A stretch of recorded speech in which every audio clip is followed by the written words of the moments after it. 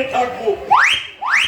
আমার একমাত্র সারা দিন আমাদের সব জিনিসপত্র গাড়িতে চাপিয়ে দিয়েছে। আজ আমার কি আনন্দ হচ্ছে আজ থেকে আমি শ্বশুর বাড়িতে গিয়ে একেবারে পার্মানেন্ট থাকবো। বলে যাবো আরে যত আনন্দ ফুর্তি করার শ্বশুর বাড়িতে গিয়ে করবেন, চলুন যান গাড়ি বসুন। আমি তো একেবারেই রেডি সারা বাবু। শ্বশুর বাড়ি মেজো বউকে আনতে যাচ্ছিস? যা ভাই যা। মেজো বউ এই বাড়িতে অনেকদিন আসেনি। বাড়িতে বাড়ির কুলবধূ যদি না থাকে তাহলে বাড়িটা যে অন্ধকার হয়ে যাবে। বাড়ি অন্ধকার হোক অথবা আলো জ্বলুক, আমার কিছু এসে যায় না। বলতে চাইছিস তুই? আমার বউ সানিয়ার এ বাড়িতে ফিরবে না। তার মানে মানে আমি বুঝে বলতে পারতাম, আসলে দিদি আমাকে এই বাড়িতে পাঠিয়েছে তার সমস্ত জিনিসপত্রের সাথে তার ভ্যানিটি ব্যাগ আইনি আমার জামাই বাবুকে ওই বাড়িতে নিয়ে যাওয়ার জন্য। তার মানে তুই এই বাড়ি ছেড়ে চলে যাচ্ছিস বলয়? উত্তর দে, চুপ করে থাকবি না। আমার সাজানো সংসার ভেঙে তুই চলে যাচ্ছিস ভাই? এই সব সময় ঘ্যাং ঘ্যাং ঘ্যাং ঘ্যাং ঘ্যাং করিস না তো, ভালো লাগে না। শুভ কাজে যাচ্ছি যত বাধা। তুই নাকি ঠিক কর, সেটাও বুঝিস না যে শুভ কাজে বাধা দিলে অকল্যাণ হয়। তুই নিজের ভাইয়ের খুব বিশ্বাস বলয় কেমন তাহলে তুই? এই হবু সাংবাদিক দীপ দত্তের প্রেডিকশন ঠিক হতে চলেছে। এই বলির পাঠা বুঝতেই পারছে না যে কিছুদিন পর সে বলি হতে যাচ্ছে। তুই কিছু বলছো কি? না বর্দা, এখন কিছু বলছি না, তবে একটা কথা বলে যাই বর্দা, বলিদানের আগে না তোমাদের বাড়ির এই পাঠাকে আমি তোমাদের বাড়ির এই কাজটার সামনে ঠিক বেঁধে দিয়ে যাব। তুমি আমাকে যতই তাচ্ছিল্য করো না কেন শালা বাবু, মনে রাখবে আমি কিন্তু তোমার মতো বেকার না, স্বাবলম্বী। স্বাবলম্বী মানে? তুই কখন চাকরি পেলি? ওই আমাদেরকে তো কিছু বলিসনি। এসব প্রশ্ন জবাই মুখে না করে হবু সাংবাদিক কে করুন, উত্তরটা আমি ভালো দিতে পারবো। আসলে কি হয়েছে জানো বর্দা, হ্যাঁ বলো। আমার দিদি তো চাকরি করেন, আজ থেকে তো জামাই পার্মানেন্ট স্টাফ। ওখানে গিয়ে দিদি জুতো পালিশ করে দেবে, শাড়ির কুচ ধরে দেবে, ব্যাগটা কানে দিয়ে দেবে, তার বিনিময়ে দিদি নিশ্চয়ই 2-4 পয়সা দেবে। সেই স্বাবলম্বী আর কি। কি জামাইবাবু, ভুল বললাম নাকি? একদম ঠিক কথা বলেছো। এই শালা বাবু, এবার চলো না, এই এখানে থাকতে আর ভালো লাগছে না। আমি শ্বশুর বাড়িতে যাবো, আমি সানিয়ার কাছে যাবো। বলয় তোকে আমি আবার সাবধান করছি, নিজের জীবনটাকে এভাবে নরকে টেনে নিয়ে যাস না। বলয় নিজ বউকে এই বাড়িতে ফিরে নিয়ে আয়, শান্তিতে সংসার কর। তোর কথা আমি শুনবো না। শুনবে না? আমার জামাইবাবু কারোর কথা শোনে না, শুধু নিজের বউ বা শ্বশুরের কথা ছাড়া। কি জামাইবাবু, তাই তো? একদম ঠিক কথা বলেছো। এই শালা বাবু, এই আনকালচার লোকটার সাথে কথা বলে বেশি সময় নষ্ট করো না। এবার চলো না, তাড়াতাড়ি চলো। তুমি তো জানো আমার বউ কিন্তু খুব রাগী। ঠিক বলেছে। জানো, আমার বউ কিন্তু ভীষণ রাগী, ভীষণ রাগী। এই শালা বাবু, চলো না। আমার কিছু করণীয় নেই বর্দা, এখন আমি আসি।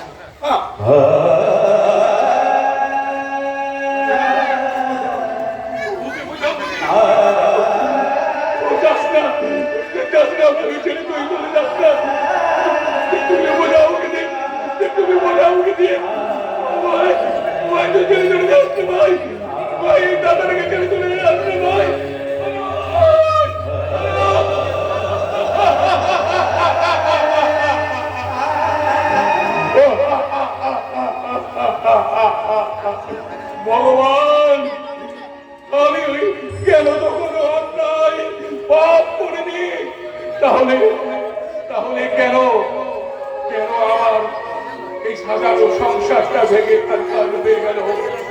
মা, তুমি কোথায় আছো মা? তুমি দেখছো তোমার মেজ ছেলে এই বাড়ি ত্যাগ করে চলে গেল মা। আমি বড় দাদা হয়ে তাকে আটকে রাখতে পারলাম না মা। তাকে আমি বড় দাদা হয়ে আটকে রাখতে পারলাম না। আমি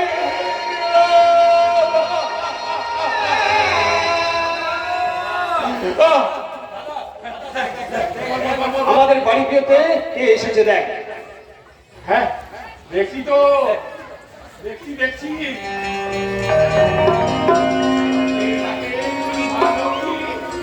আমাদের বাড়িতে প্রবেশ করেছে। দাদা, আপনার ভাইয়ের কাছে আপনারা অনেক কথা শুনেছি, তাই এই ছোট্ট বোনটা ওনার তিন দাদা ভাই।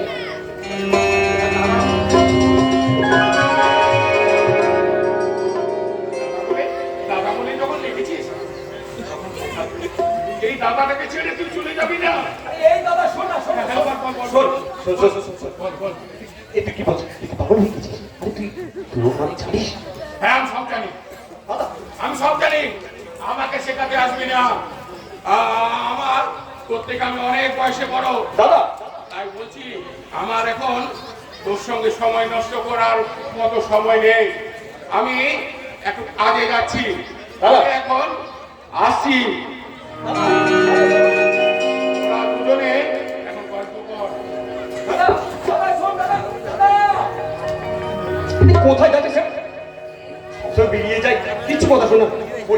ওই দাদা দাদার এই আচরণের জন্য না আমি তোমার কাছে তোমার চিনেছি। এই না, দাদার আচরণ তো আমার খুব ভালো লাগলো। আর তাছাড়া দাদাকে দেখে আমার মনে হয়, কি মনে হয়? কি মনে হয় বলবো না। এবার আমি বলবো, তুমি শোনো। তোমাকে আমি খুব ভালোবাসি। তুমি তুমি বিয়ে করবে আমাকে? আমি যে তোমাকে জীবনসঙ্গী বানাতে চাই।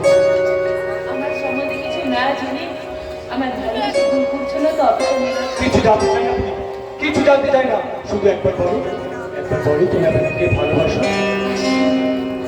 বাসি, ভীষণ ভীষণ ভালোবাসি।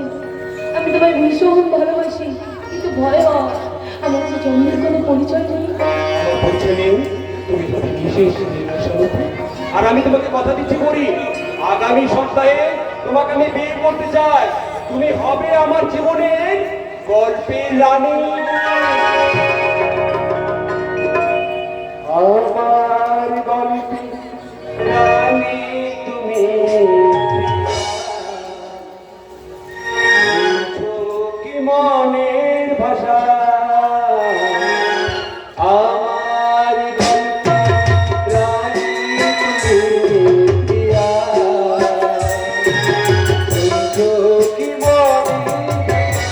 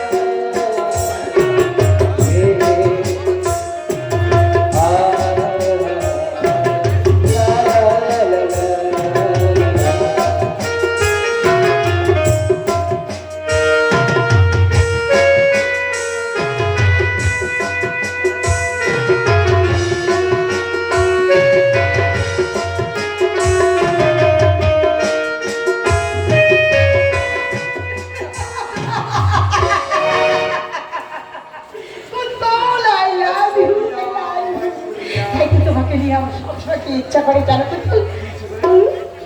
উরি উরি বাবা, উরি বাবা, উরি উরি বাবা বাবা, উরি বাবা, উরি উরি বাবা বাবা। আমার মনে পড়ছে ভালোবাসি তোমায়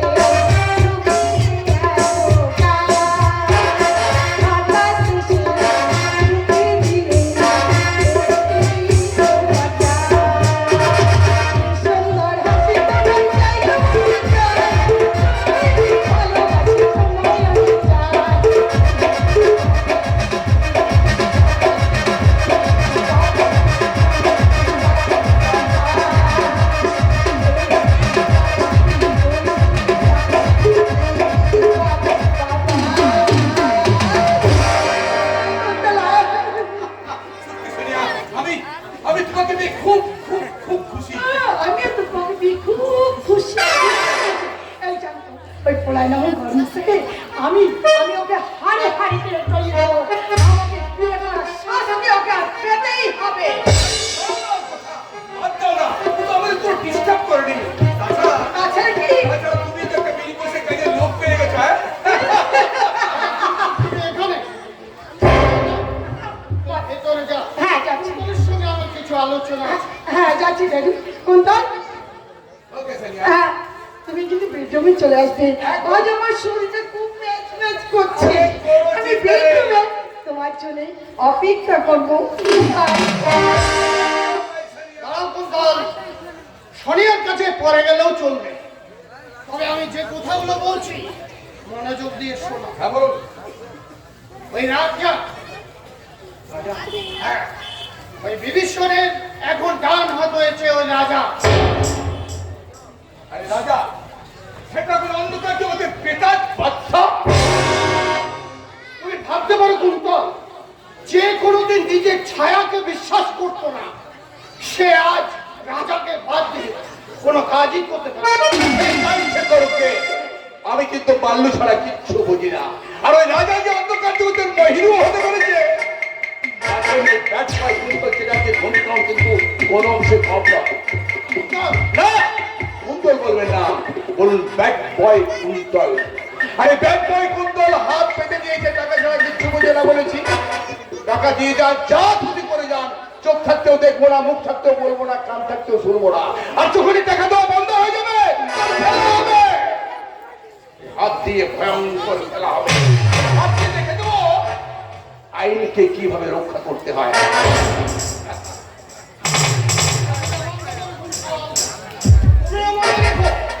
আমিও হচ্ছে রাজনৈতিক নেতা। এই জনগণকে বোকা বানিয়ে তাদের ভোট নিয়ে আমরা হই নেতা। আমাদের কাজ বেরিয়ে গেল। আগে তুমি চালিয়ে দিন অবিশ্বাসের বিভক্ত ভাইরা। তাই আমরা যখন দুজনে একসঙ্গে হয়ে যাবো, তখন আমাদের কেউ ঠিক বলেছেন, ঠিক বলেছেন রঘুনাথ বাবু। এর একটা কথা কি জানেন? কালের চক্র বক্রগতিতে ঘুরিতেছে অবিরত। আজ দেখি যারা কালের শীর্ষে, কাল তারা পদানত। তাই সাবধান হয়ে যান। একটা কথা মনে রাখবেন, আমি হচ্ছে আইনের রক্ষক।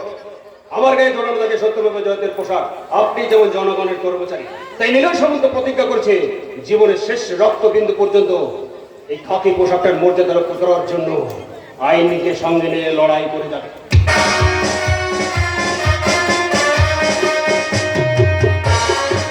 আচ্ছা কথা কিন্তু স্যার, আপনি আপনি কাউন্সিলের বাড়িতে কি করছেন? সে কৈফিয়ত তোমাকে দিতে হবে না। রাগ করছেন কেন স্যার? আমি তো হচ্ছে কি সামান্য আইনের চাকর, কিন্তু আপনি আপনি হচ্ছেন এই থানার অফিসার ইনচার্জ। এলাকার জনগণ যদি জানতে যাবে যে বিভীষণের মতো মাফিয়া এলাকাটাকে নিয়ন্ত্রণ করছে কেন, তার উত্তর কিন্তু আপনাকে দিতে হবে। এই শহরে নারী পাচার, শিশু পাচার বেড়ে চলেছে, জনগণকে তার জবাব দেবেন না? এলাকায় কয়লা, বালি, ব্যাংক, লোহা, পাথর, ব্যাংক সব জায়গায় লুট চলছে, লুট। জনগণকে তার জবাব দেবেন না? নেতার পরিবর্তন হয় স্যার, আপনি কিন্তু থেকে যাবেন। তাই আইনে রক্ষা করার দায়িত্ব যখন নিয়েছেন, এর জবাব কিন্তু আপনাকে দিতেই হবে। কত বড় বড় কথা বলছেন, কিন্তু আপনি ভুলে যাচ্ছেন আমার অর্ডার পালন করে আপনার একমাত্র ডিউটি।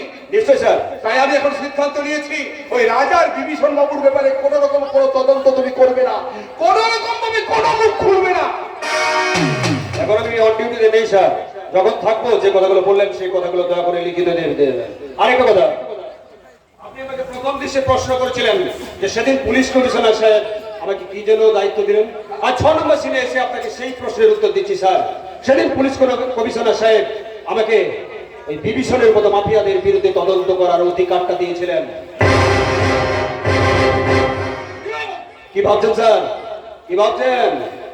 আরে ভাবা ভাবিটা পরে হবে।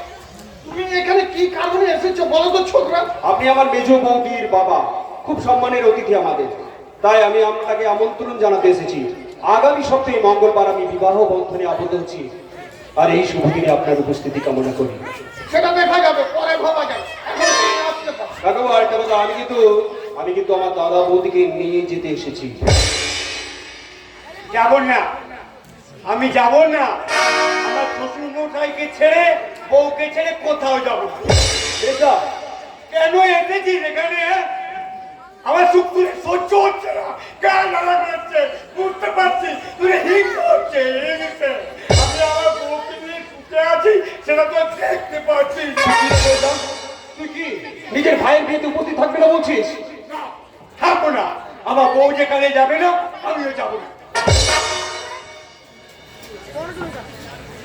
ঠিক আছে, তোমার প্রশ্নের উত্তর তুমি পেয়ে গেছো। তুমি এখান থেকে ছুটে যাও। ঠিক আছে কাকা বাবু, কিন্তু দীপকে দেখছি না, ও কোথায়? আচ্ছা, এই তো আরে কবে তো বাবা দেখো আপনি গল্প করছে, আর ওদিকে যে দিদি চিৎকার করে বাড়ি মাথায় তুলে নিয়েছে। দিদির বেডরুমে কোনো পরিষ্কার হয়নি। যান যান যান যান যান, পরিষ্কার করুন। যাচ্ছি যাচ্ছি, এখনই যাচ্ছি। আসলে আসলে কাজের সময় এসে পড়লে না, মাথায় যত গন্ডগোল হয়ে যায়। যা, তাই। আমার ভুল হয়ে গেছে মেজদা, তুই তোর কাজ মন দিয়ে কর। সেটা আরো বলতে নিন না, জামাইবাবুর কাজ নিয়ে আমার বাবার আর দিদি অন্য অবজেকশন নেই।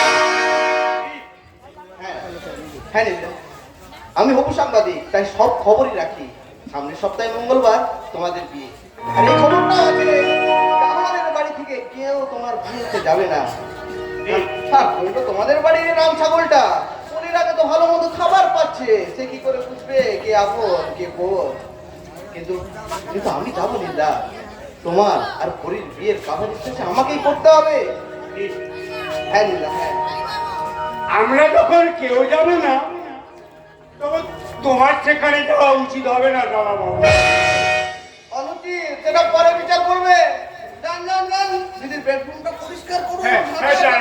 যান যান।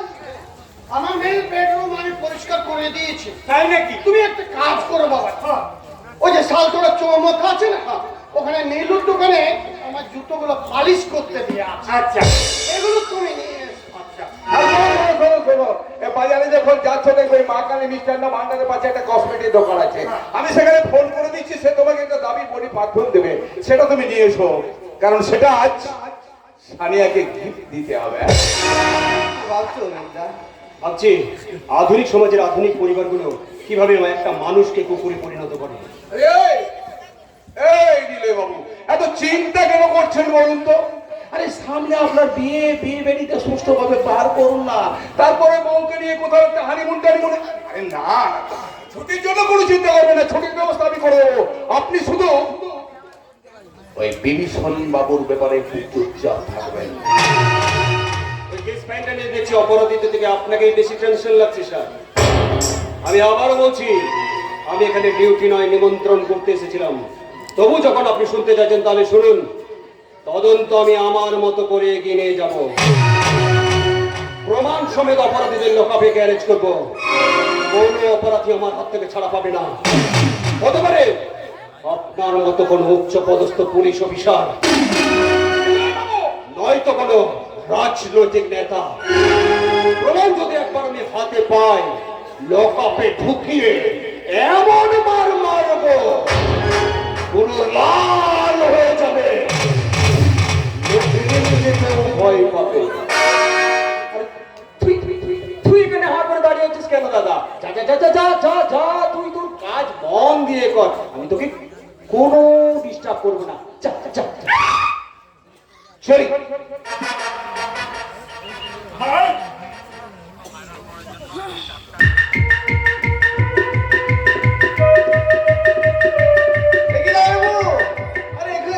আপনি গল্প শুনছেন?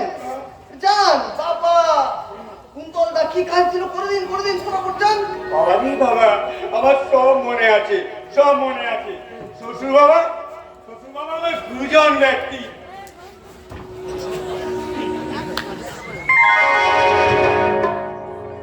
আচ্ছা শ্বশুর বাবা, আমি কি আপনার কোনো কোথায় অমান্য করেছি? একদম করিনি। আপনি আমার গুরুজন ব্যক্তি। শ্বশুর বাবা আমার গুরুজন ব্যক্তি। আপনার আমি সব কাজ করে দিচ্ছি। শ্বশুর বাবা আমার গুরুজন ব্যক্তি। শ্বশুর বাবা আমার গুরুজন ব্যক্তি। চমৎকার বাবা, চমৎকার। কপাল করে একটা দেশি ছাগল পেয়েছো বটে, তবে ভুলে যেও না বাবা, ভুল করে ওই ছাগলের মাংস খেতে যেও না, তাহলে সিংহম পুলিশ অফিসার নিলয় সামন্তের থাবা কিন্তু সরাসরি তোমার বুকে এসে পড়বে বাবা। ঠিক বলছি বাবা, সাংবাদিকতা নিয়ে পড়াশোনা করেছি, তাই এটা ভালো করে বুঝতে পারি কখন নিম্ন চাপ আসতে চলেছে। এটাও জানি বাবা, যতদিন প্রলয়টা তোমাদের সাথে আছে না বাবা, ততদিনই তোমরা সুরক্ষিত। কোনোদিন কোনোভাবে প্রলয়টা তোমাদের বিপক্ষে চলে যায় না বাবা। তোমার এই শরীর থেকে একটা হাড়ও তুমি গোড়া পাবে না বাবা, হাড়ও গোটা পাবে না। পুরো 500 ছেলে, এই ছেলে হয়ে বাপকে শাসিয়ে গেল। আরে তুমি নাকি একটু সাহস দেখতে পাচ্ছ? ছেলে আমাকে শাসিয়ে গেল, একটু সাহস দেখতে পাচ্ছ না? আপনার ছেলে যে কথাগুলো বলে গেল সেগুলো নেহাতে কিন্তু অমূলক নয়। প্রলয় ছেলেটা কিন্তু আদৌ সুবিধের নয়। যদি আমাদের বিরুদ্ধে এতটুকু প্রমাণ পায় না, তাহলে কপালে অনেক অনেক দুঃখ আছে। দুঃখ করবি না, একদম দুঃখ করবি না। এই কালী ভক্ত বিভীষণ তার ভক্তদের দুঃখ একদম সহ্য করতে পারে। তাই তো তোদের সকল দুঃখ দূর করার জন্য আমি সোজাই নেতার বাগান বাড়িতে চলে এলাম। বাবু, ওই পুলিশ অফিসার নিলয় সামন্ত আপনার বাগান বাড়িতে কেন এসেছিল? হলো উত্তরদিন, একটাও কথা কিন্তু লুকাবার চেষ্টা করবেন না, আমরা কিন্তু সব লক্ষ্য করছি। আচ্ছা আপনি সত্যি করে বলুন তো, আমাদের বিরুদ্ধে আপনি কোনো গোপন ষড়যন্ত্র করছেন না তো? এখন ভুল স্বপ্নেও কোনোদিন করবি না। মনে রাখবে, বিভীষণ একটা বিভীষিকা,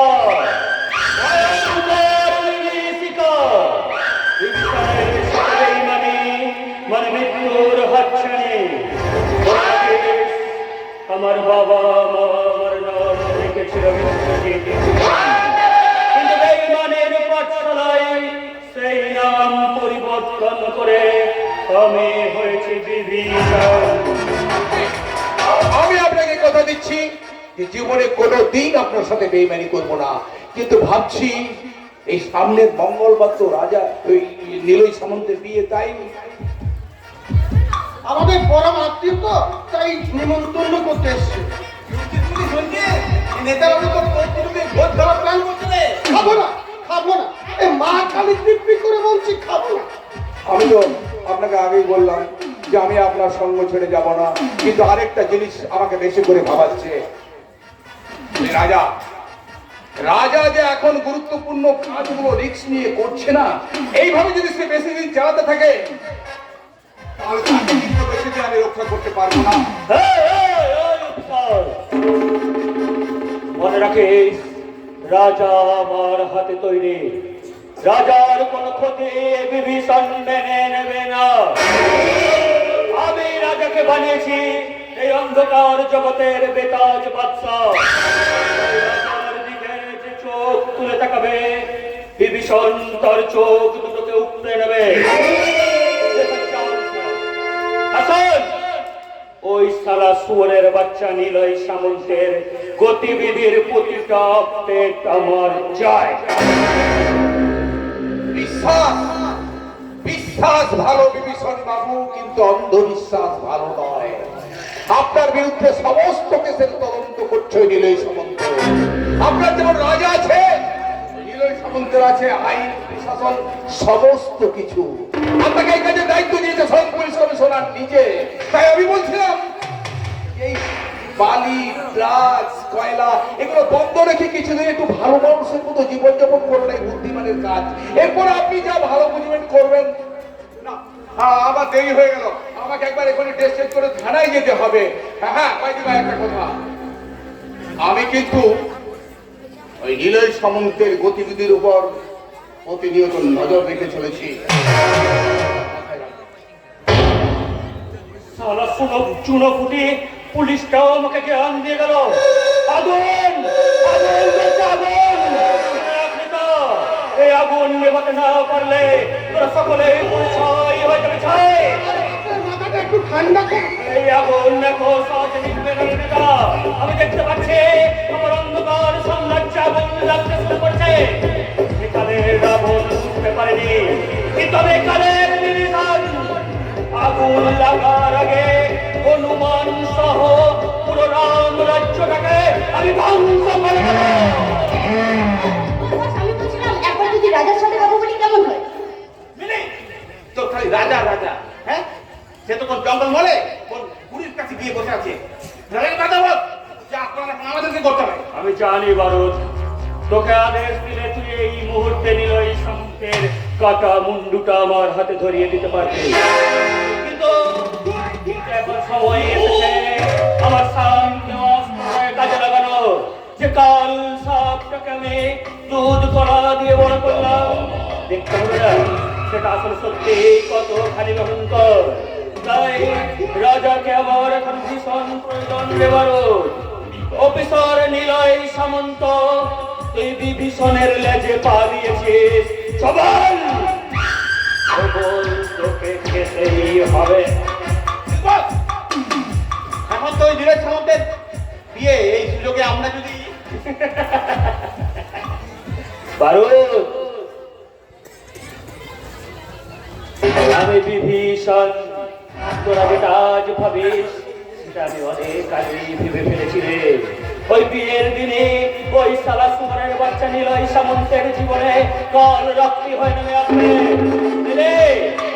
রাজাকে ফোন করে তাড়াতাড়ি আসতে বল। কারণ ওই বিয়ের দিন তুই তোর দল বল নিয়ে ওই নিলয় সামন্তকে ওর বউ সমেত তুলে নিয়ে আসবে। তারপর কি করতে হবে জানিস? ওই দুটোকে মায়ের মন্দিরে প্রণাম করিয়ে নিয়ে যাবি আমার গোপন ওখানে আমি সাজিয়ে রাখবো ফুলের বাসন।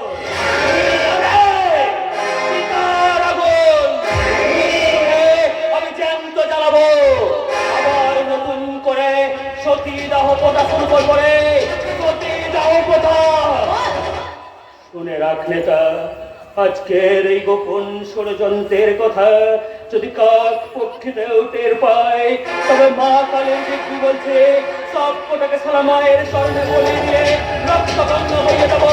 মনে রাখে, আমার বাবা মা আমার নাম রেখেছিল বিশ্বজিৎ ভূষণ, কিন্তু বেঈমানের মন্ত্রে সিদ্ধি লাভ করে আগে হয়েছে বিভীষণ।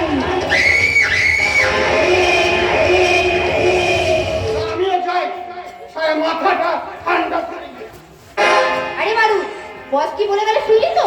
আর দেরি করলে কিন্তু চলবে না, এক্ষুনি রাজাকে ফোন করতেই হবে। রাজা রাজা তাই না? রাজাকে দেখার জন্য মনটা একেবারে উতলে উঠছে।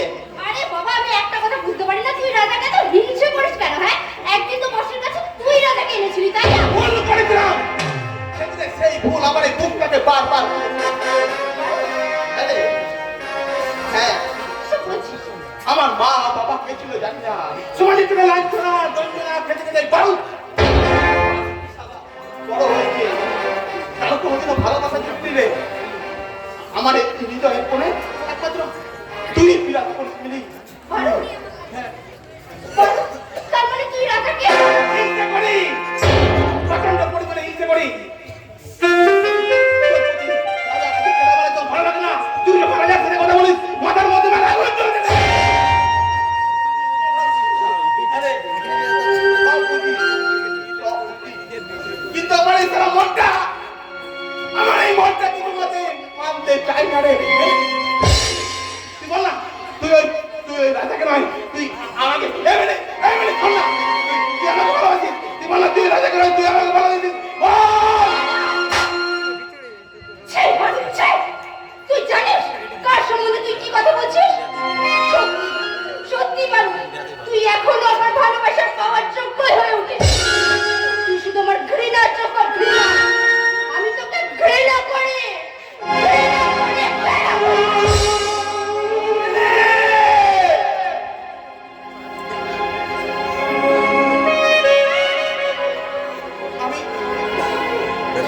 আমি বুঝে গেছিলাম মিলি, এই জন্ম পারো কোনোদিনও কারো ভালোবাসা পাবে না কারো ভালোবাসা। কিন্তু তুই যে আজ আমাকে আঘাত দিলি না মিলি, এই আঘাত আমি ভুলি কেমন করে? এই আঘাত আমি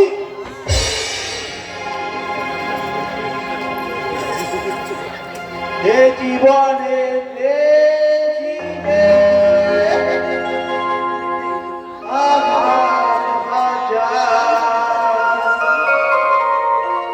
থামবে না রতি তবু জীবনে চলা।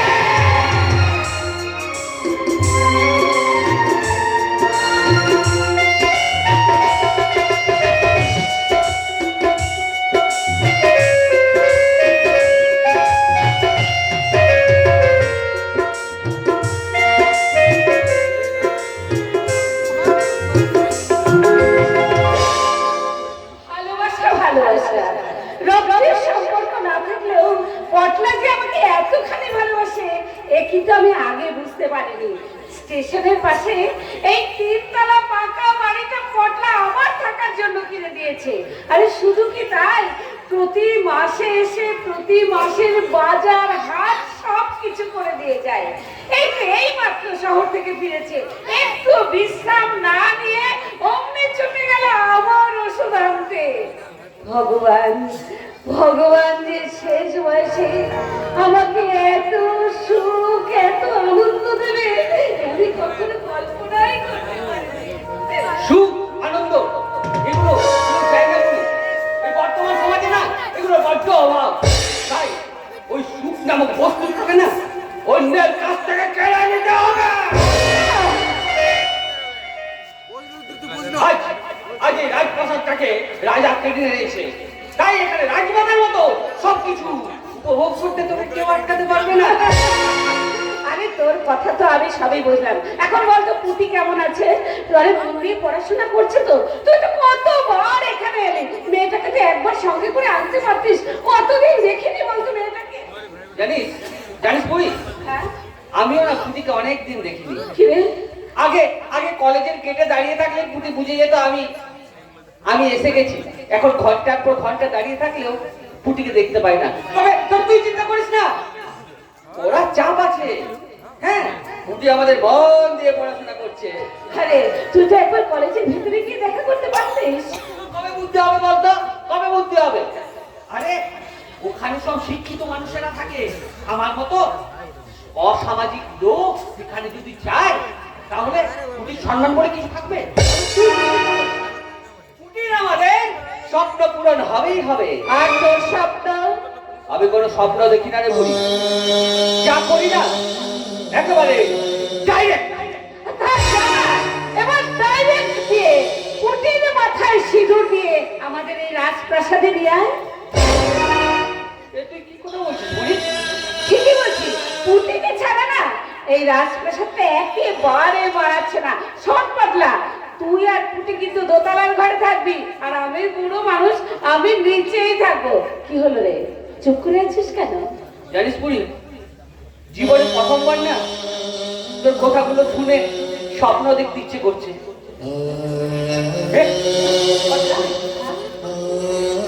আমাকে বিয়ে করতে রাজি হবে তো? আরে কেন হবে না রে পটলা, তুই ছাড়া পুঁটির কে আছে বলতো? তবে কিন্তু তুই আর একদম দেরি করিস নে, তাড়াতাড়ি পুঁটিকে বিয়ে করে এই বাড়িতে দিয়ে আয়। আমার তো বয়স হয়েছে, ভগবানকে ডাকছি যেন তোদের সংসারটাকে আমি বাগিয়ে গুছিয়ে দিয়ে যেতে পারি। পুঁটি আর শিক্ষিত হয়েছে, সে কি আমার মতো সমাজ বিরোধীকে? পুঁটির জন্য তুই অন্ধকার জগৎ ছেড়ে আসবি? তা কি করে হয়, তা কি করে হয়? না না না না না, তাহলে তো এই অর্থ সম্পদ প্রভাব প্রতিপত্তি রোজগার সবকিছু যা বন্ধ হয়ে যাবে। আবার সামান্য পাউরুটি চুরি করার জন্য গাছে বেঁধে ধোলাই দেওয়া হবে আমাকে। ভিক্ষা পুঁটির চুলগুলো সামান্য তেলের হওয়ায় হয়ে যাবে রুক্ষ। আমার ঘৃণার দৃষ্টিতে তাকিয়ে থাকবে ওই শিক্ষিত সমাজ। আগুন জ্বালিয়ে দেবো বলে ওই শিক্ষিত সমাজের বুকে আগুন জ্বালিয়ে রক্ত সম্পদ সবকিছু কেড়ে নেবো। এই রাজার কাছে তুই আর তুই ছাড়া কারো কোনো মায়া মমতা আমার নেই। তাই আমি আমার মতো করে এগিয়ে যাচ্ছি। আমার চুনার পথে যে বাধা হয়ে দাঁড়াবে তাকে তোমার কেটে ফেলে দেবো। মিছি মিছি মাথা গরম করছিস বলতো? হ্যাঁ বলি, আজ তোর পটলা না শহরে গিয়ে সত্যি সত্যি রাজা হয়ে গেছে। জানিস বলি, কেউ আমাদের দিকে ঘৃণার দৃষ্টিতে তাকাতে পারে না। কেন জানিস? কারণ তারা জানে রাজার দিকে চোখ তুলে তাকালে রাজা তাদের চোখ তুলে একেবারে উড়ে নেবে। বুঝেছি, তুই বড় মস্তান হয়ে গেছিস। এবার মস্তানি বাদ দিয়ে পুঁটিকে তোর পরিবারে এই বাড়িতে নিয়ে আয়। মাঝে মাঝে তোর কাছে এলে আমি কিভাবে যে অমানুষ থেকে মানুষ পরিণত হয়ে যাই তৈরি করতে যাচ্ছিলাম সারা হিংসা রাজত্ব, পৌঁছে গেলাম ভালোবাসার বাসন হবে। না না না না, আমি তো রাজা। অর্থ সম্পদ প্রভাব প্রতিপত্তি সমস্ত কিছু তাকে সত্ত্বেও তবুও সংশয়। আমার পুঁটি আমাকে ভালোবাসবে তো?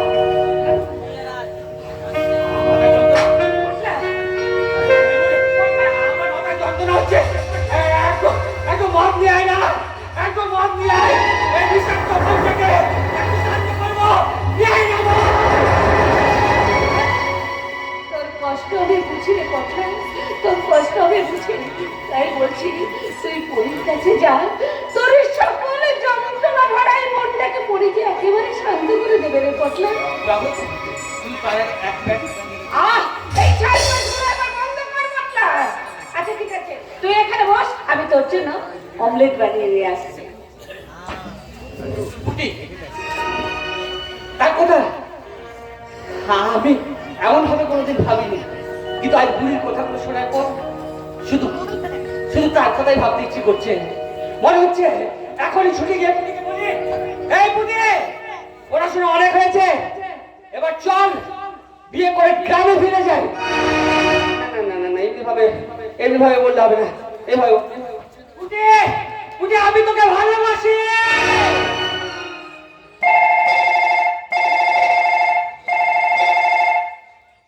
এমন সময় ফোন না দিল সারা মিলির ফোন। হ্যাঁ মিলি বল।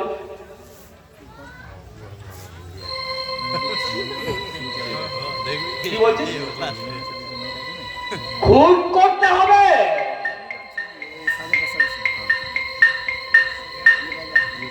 কিন্তু বস তো জানে আমি মানুষ খুন করি না। 10 লাখ দেব। আচ্ছা, কিন্তু কিন্তু মিলি, এটাই কিন্তু আমার বসের সাথে শেষ কাজ। হ্যাঁ, কেন সেটা আমি ওখানে গিয়ে বলবো। এখন ফোনটা রাখ।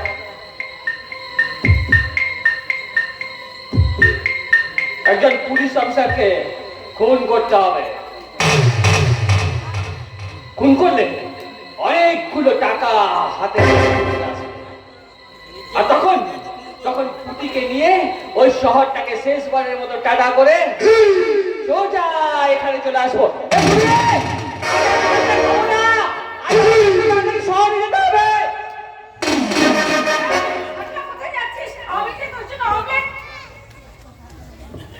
আজ আমাকে একটু তাড়াতাড়ি শহরে যেতে হবে বুড়ি।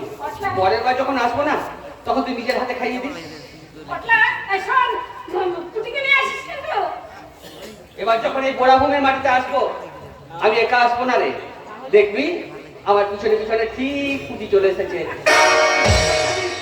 আমি এক্ষুনি খুব তাড়াতাড়ি যাবো আর আসবো।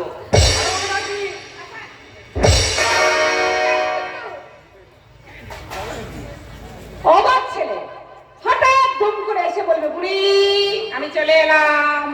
আবার হুট করে বলবে, বুড়ি আমি চললাম। আশ্চর্য চঞ্চল প্রকৃতির ছেলে, এমন চঞ্চল প্রকৃতির ছেলে আমি জীবনে কখনো দেখিনি। একমাত্র পুটিই পারবে ওকে শান্ত করতে। আমার বিশ্বাস আমার পুটি পারবে ওকে অন্ধকার জগৎ থেকে আলোর পথ দেখাতে।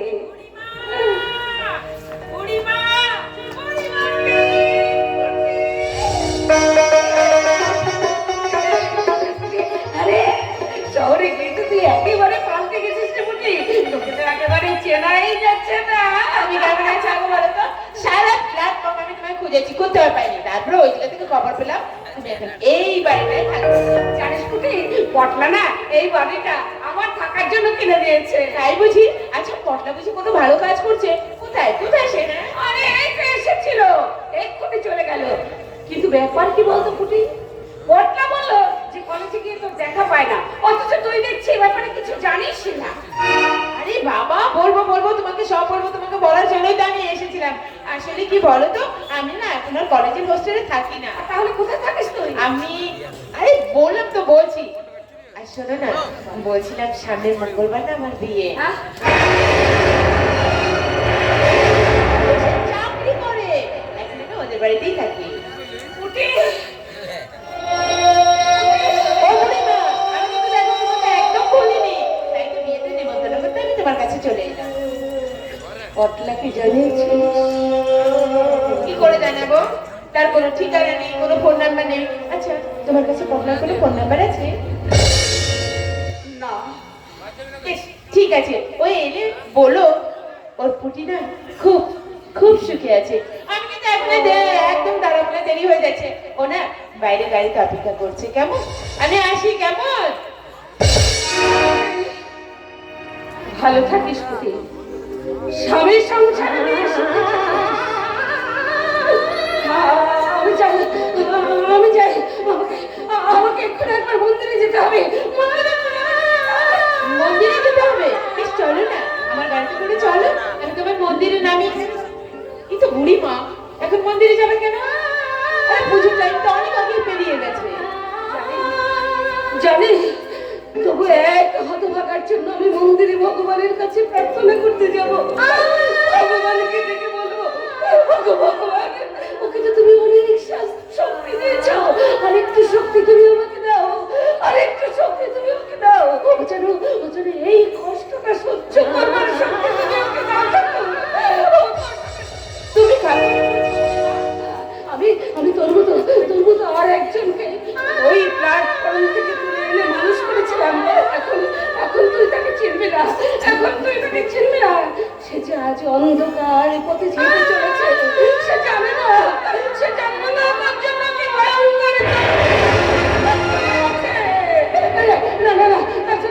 তার জন্য আমার মনটা একদম উঠে সাবধানে থাকিস, তুই সাবধানে বাড়ি যাস, স্বামীর সংসার পেয়ে সুখে থাকিস। আমার আশীর্বাদ তোর সঙ্গে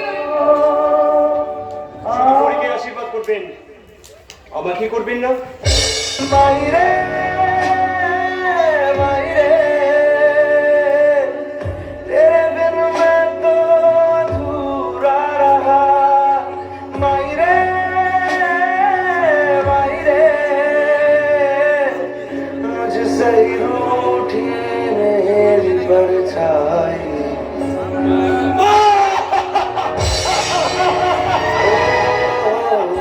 मेरी परछाई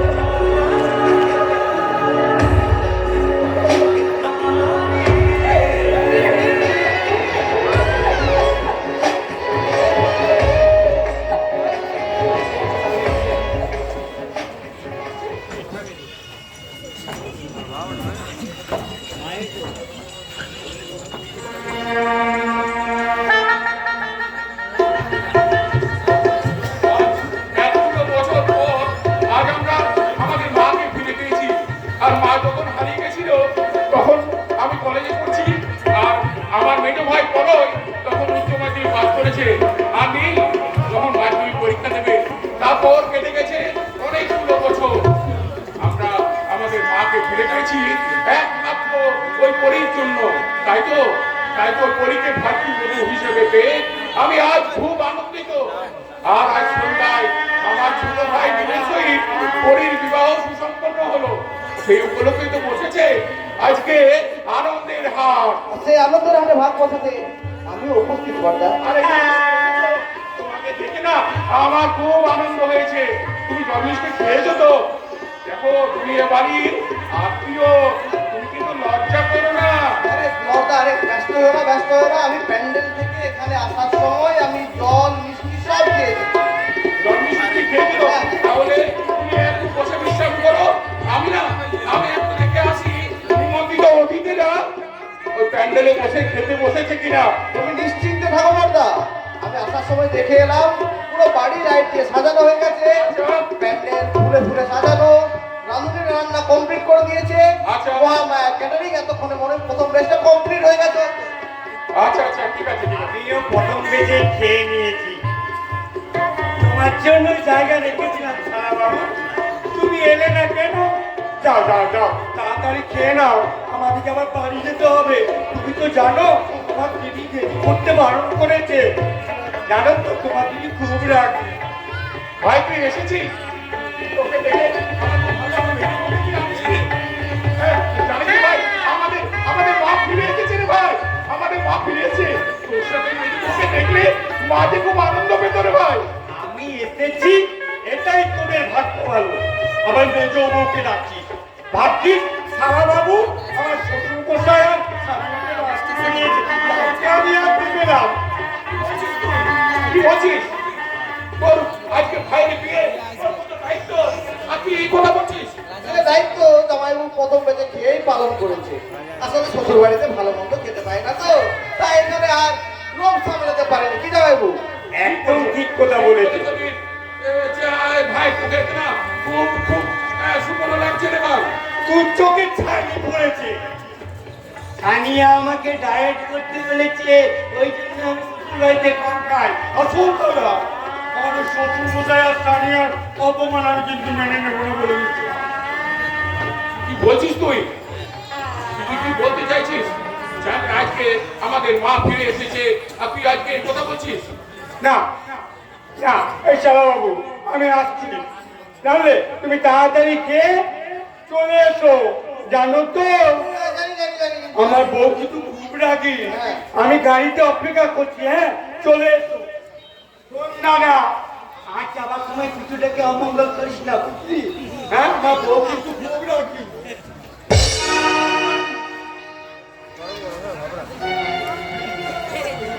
এই বলো দাদা।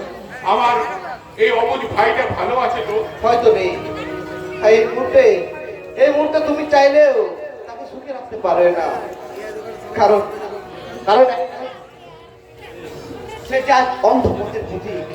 তবে একটা কথা জেনে রাখো বর্দা, একদিন এই ঝড় থেমে যাবে, সেদিন কিন্তু তোমাদের বাড়ির ছেলে আবার তোমাদের কাছে ফিরে আসতে পারে। কিন্তু এখন আমি আমার মাকে কি উত্তর দেবো? মাকে সবসময় করে ফোন করছে, মাকে আমি কথা দিয়েছিলাম তার মেজ ছেলেকে আর সামনে নিয়ে দাঁড় করাবো আজকে। এখন যদি মা আমাকে জিজ্ঞাসা করে প্রলয় কোথায় রাজ? রাখতে পারিনি মা, তোমাকে দেওয়া আমি কথা রাখতে পারিনি মা, আমি হেরে গেছি। তোমার মেজ ছেলে এখন আর এই বাড়িতে থাকে না মা, এই বাড়িতে থাকে না। তার বউকে নিয়ে তার শ্বশুর অর্থাৎ এই এলাকার কাউন্সিলর রঘুনাথ দত্তের বাড়িতে থাকে। মেজে বউয়ের বাবার নাম রঘুনাথ দত্ত। কি নাম বলে? কি নাম বলে? রঘুনাথ দত্ত।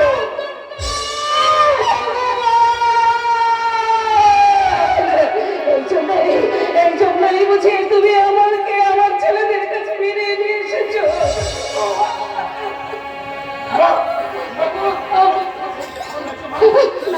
না না না, আমি সম্পূর্ণ সুস্থ, আমি সম্পূর্ণ সুস্থ।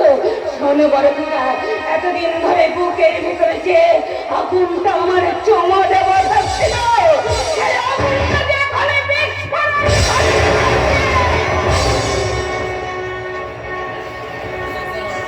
আচ্ছা বড় কথা, তোর জানতে ইচ্ছে করে না যে তোর মা তোদের ছেড়ে এই শহর থেকে দূরে কেন প্ল্যাটফর্মে ভিক্ষে করতো? খুব জানতে ইচ্ছে করছে মা, তুমি বলো মা, তুমি আসো বাবা, আমি শুনবো আজকে, বলো তুমি বলো। তাহলে শোন বড় কথা, ওই রঘুনাথ দত্ত আর তোর বাবা একই কারখানায় একই সঙ্গে কাজ করত। কারখানার মাল চোরা পথে পাচার করত ওই শয়তান রঘুনাথ দত্ত। সেই কথা তোর বাবা জেনে ফেলায় তোর বাবাকে চোর অপবাদ দিয়ে কোম্পানি থেকে সরিয়ে দেবার ব্যবস্থা করে। লজ্জায় অপমানে তোর বাবা আত্মহত্যা করে।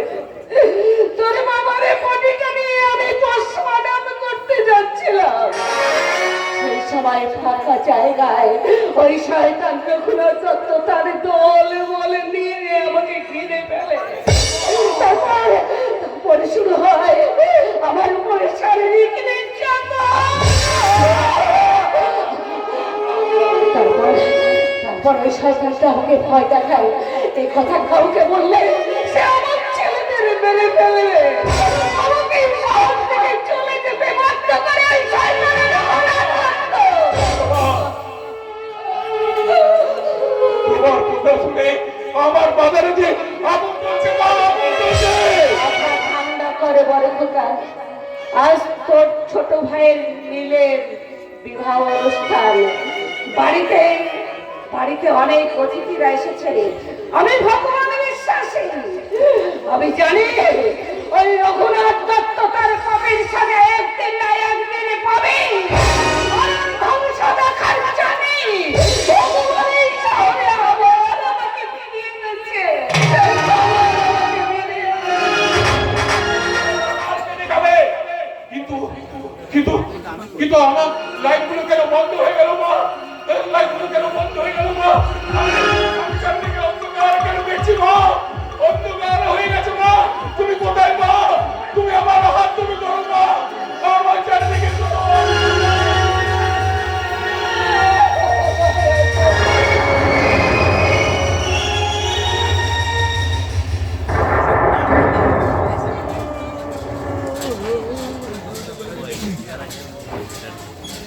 তিনটে